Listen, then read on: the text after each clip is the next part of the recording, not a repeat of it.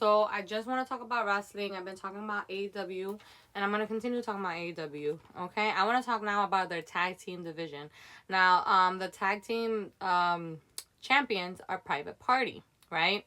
And so I feel like they have been showcased, but not as much. Not as much. Like when the Continental Classic was going on, you saw them in like promos and segments backstage. And then, we saw them defend their titles in that four-way match, which was okay. It was okay, it was a good match. And then we just saw them defend their titles against Lio Rush and Action Andrade, right? And then now what we're getting with Private Party is it seems that the Hurt Syndicate, Bobby Lashley and Shelton Benjamin, are gonna be up in line for those titles, right? They want the smoke. They want a tag title match against Private Party. What I have to say right now is that I'm glad that Private Party are the champions. I thought their storyline going in for them winning the championship was good. I thought that the four-way match, being that it was their first defense, I thought that was fine as well.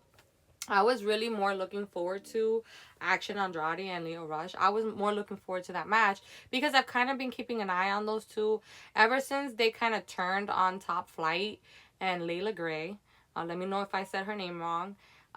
They've been a little bit more interesting to me. Like, I know Action Andrade came in to AEW and he came in with a splash. Like, he beat Chris Jericho. And I've seen Lio Rush. I know he's amazing. And so I've been keeping an eye on them as a tag team. I still feel like they're trying to figure it out. Like, they have those big puffer jackets, and then, they're trying to figure it out. But I think they could actually be a really great tag team if given the time, if once they get together, and everything will eventually gel.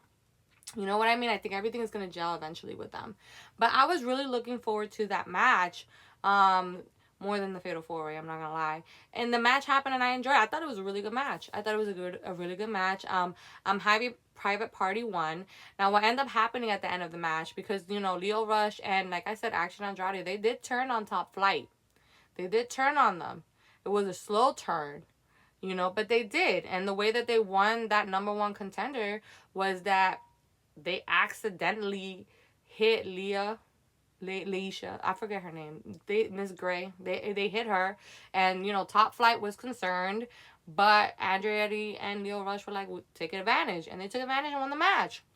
And so they were gonna cheat. They were trying to cheat in the end to win the tag titles, but Top Flight were on the they were in the crowd, and so they stopped Lio Rush and Action Andrade from winning that match by cheating. And then, of course, Private Party, they rolled up, I think it was Action Andretti, and they got the 1, 2, 3. Cassidy rolled them up. Isaiah Cassidy. And so, like I said, I enjoy this match. I like that we're having Top Flight versus Action Andretti, and that we're actually building a story here. These two teams can really build themselves up, and they can really build a good resume and have some really good matches together. Like, Top Flight is not a joke. I really enjoy their wrestling. I love Dante. Love him. Okay? But I also, like I said, I've been keeping an eye on Action Andretti, and on Lio Rush. And so I can't wait to see them grow as a tag team. I think they could do, like I said, I think it could be a really great tag team if given the time and a good storyline and a good build. And so we're going to see. Now, right now, Private Party, like I said, the Hurt Syndicate, they seem to want a shot at those titles. Like, just what happened on Dynamite just this week was that Private Party was having a VIP lounge. They were having shots. They were chilling. They were celebrating. And then the Hurt Syndicate came out and they gave a toast. And they were like, we're going to take them titles away from you. We're going to take those titles away from you. And then Private Party was like, all right, you want the smoke? We got the smoke. And so it seems like it's going to be Bobby Lashley and Shelton Benjamin versus Private Party. But I feel like they're going to have to earn it in a match somehow. I feel like they're going to become the number one contender somehow. But I think like that seed was planted. That this is going to be our next challenger. Now, after they did all that, we had Bobby Lashley versus Mark Briscoe. Now, I had already talked about Mark Briscoe and how well he did in the Continental Classic and how he was, he was built pretty strong there. And in this match, he gave it his all, but Bobby Lashley destroyed him. You know, he destroyed him and he got the 1, 2, 3. Now, I don't know how this match between Private Party and the Hurt Syndicate is going to go, just because I feel like, you know, the Hurt Syndicate, Bobby Lashley and Sheldon have been really showcased very strong.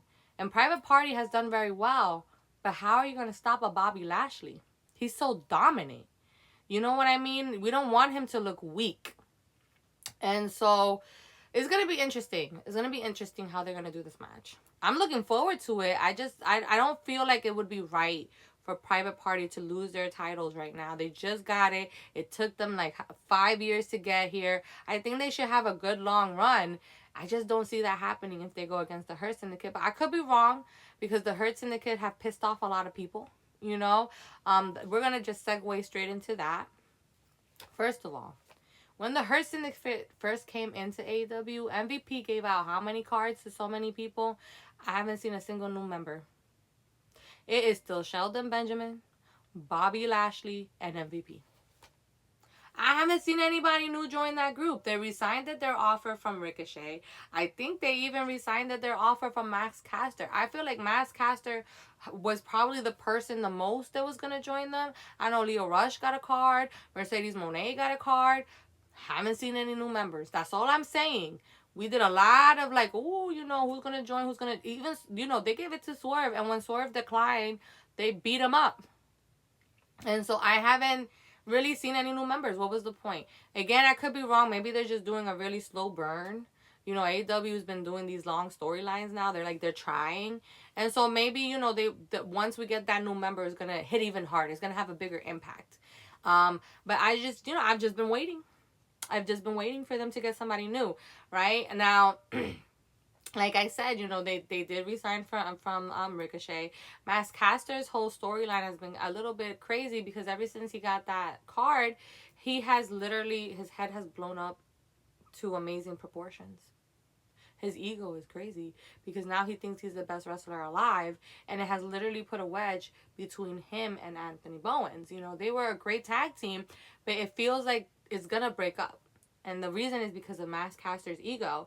And so that's why I'm like, did they really resign that offer from Max Caster? Like, will he not join the Hurt business? The Hurt Syndicate, I mean. Because I feel like he would actually make a really good addition. I think he would make a good addition there. And so I'm really waiting to see what's going to happen with that. You know, it's gotten to the point where Billy Gunn doesn't even want to be a part of that group. He doesn't even want to be around Max Caster, because he annoys him, because he's so egotistical right now. So it's going to be interesting. Like I said, it's going to be really interesting.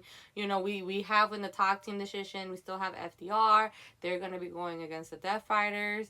And then that's where they are, basically. FTR is joining Adam Copeland, and they're going to be going against the Death Riders, because the Death Riders are disrespectful.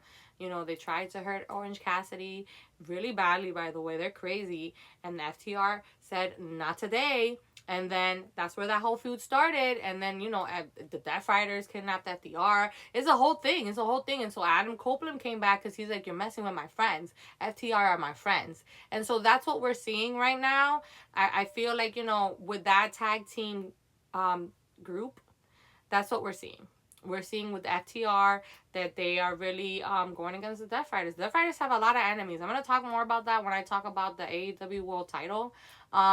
Because it's a lot of stories going on in that title. And especially in that main event scene, there's a lot of people. So I'm just going to make a whole different video about that. But that's where they are. And then the Outrunners, you know, they're best friends with FTR. And then I think we just saw an old school group from like the 80s was back. I forgot what their name was. I think the Rock and Roll Express, please.